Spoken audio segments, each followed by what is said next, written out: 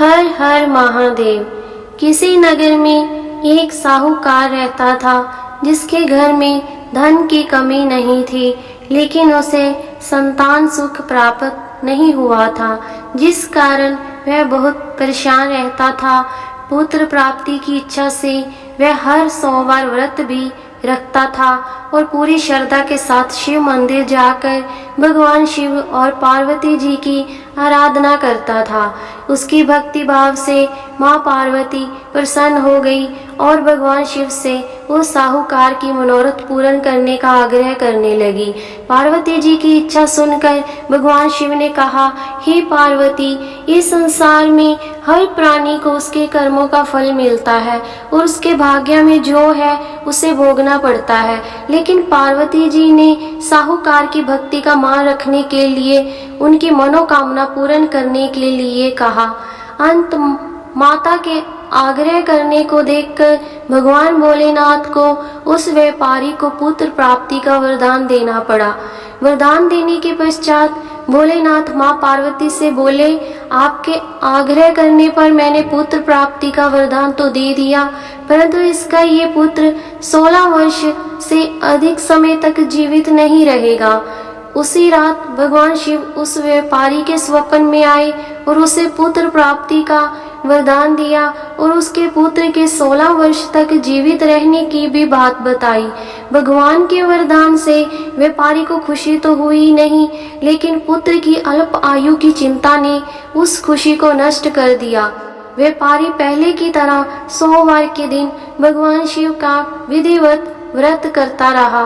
कुछ महीनों के बाद उसके घर एक अति सुंदर बालक ने जन्म लिया और घर में खुशियां ही खुशियां भर गई।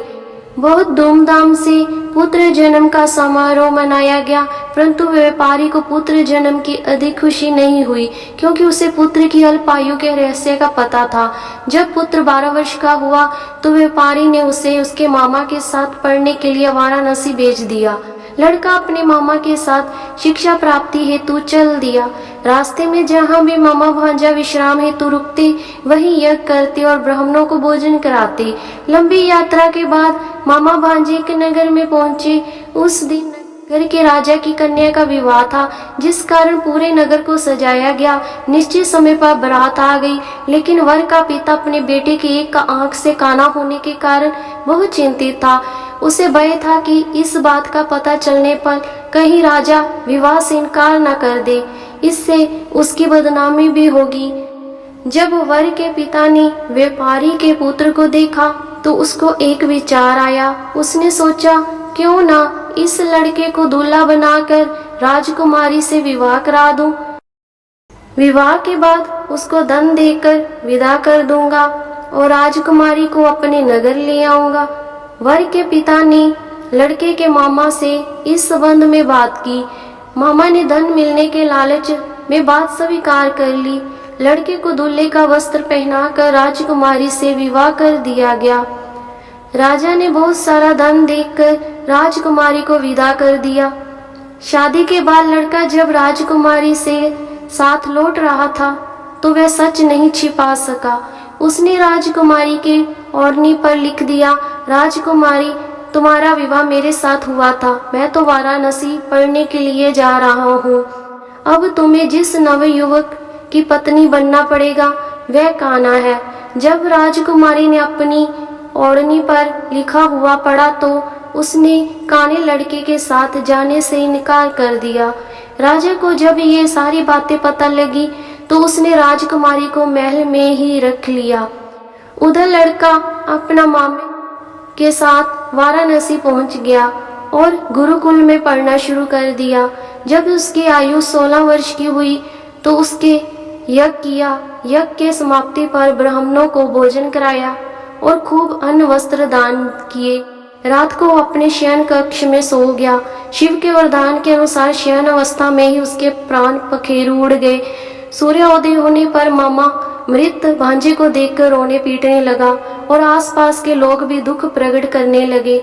लड़के के मामा के रोने के विलाप करने के स्वर समीप से गुजरते हुए भगवान शिव और माता पार्वती जी ने भी सुने। माता पार्वती ने भगवान से कहा, प्राणनाथ, मुझे इसके रोने के स्वर सहन नहीं हो रहे। आप इस व्यक्ति के कष्ट को अवश्य दूर करें। भगवान शिव ने माता पार्वती के साथ अदृश्य रूप में समीप जाकर देखा तो भोलेनाथ माता पार्वती से बोले, यह तो उसी व्यापारी का पुत्र है जिससे मैंने 16 वर्ष की आयु का वरदान दिया था। उसकी आयु पूरी हो गई है। माँ पार्वती ने फिर भगवान शिव से निवेदन कर उस बालक को जीवित देने का आग्रह किया। माता पार्वती के आग्रह पर भगवान शिव ने उस लड़के को जीवित होने का वरदान दिया और कुछ ही पल वह जीवित होकर उठ बैठा। शिक्षा समाप्त करके लड़का मामा के साथ अपने नगर की ओर चल दिया। दोनों चलते हुए उसी नगर में पहुंचे। यहाँ उसका विवाह हुआ था। उस नगर में भी यज्ञ का आयोजन किया। समीप से गुजरते हुए नगर के राजा ने यज्ञ का आयोजन देखा और उसने तुरंत ही लड़के को, उसके मामा को पहचान लिया। यज्ञ के समाप्त होने पर राजा मामा और लड़के को महल ले आ गया और कुछ दिन उन्हें महल में रखकर बहुत सा धन वस्त्र आदि देकर राजकुमारी के साथ विदा कर दिया। उधर भूखे प्यासे रहकर व्यापारी और उसकी पत्नी बैठे बेटे की प्रतीक्षा कर रहे थे। उन्होंने प्रतिज्ञा कर रखी थी कि यदि उन्हें अपने बेटे की मृत्यु का समाचार मिला तो दोनों अपने प्राण त्याग देंगे। परंतु जैसे ही उसने बेटे के जीवित वापस लौटने का समाचार सुना तो वे बहुत प्रसन्न हुए और अपनी पत्नी और मित्रों के साथ नगर के द्वार पर पहुंचे। अपने बेटे के विवाह का समाचार सुनकर पुत्र वधू राजकुमारी को देखकर उसकी खुशी का ठिकाना न रहा। उसी रात भगवान शिव ने व्यापारी के स्वप्न में आकर कहा, हे श्रेष्ठी, मैंने तेरे सोमवार के व्रत करने और व्रत कथा सुनने से प्रसन्न होकर तेरे पुत्र को लंबी आयु प्रदान की है। पुत्र की लंबी आयु जानकर व्यापारी बहुत प्रसन्न हुआ। शिव भक्त होने तथा सोमवार का व्रत करने से व्यापारी की सभी मनोकामना पूरी हुई।